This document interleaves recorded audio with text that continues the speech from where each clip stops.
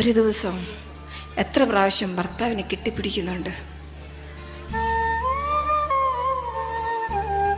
ചിന്തിക്ക്.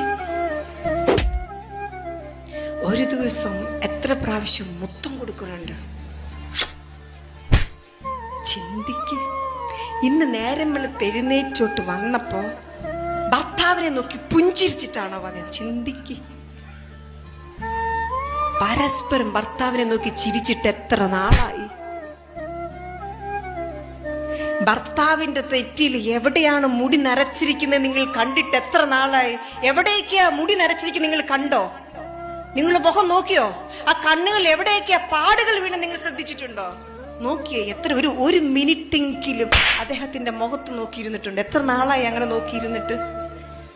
എന്തിനാ കല്യാണം കഴിച്ച? ഇതിനൊന്നും അല്ല എങ്കില് ഇതൊക്കെയാണെന്നേ ജീവിതത്തിന്റെ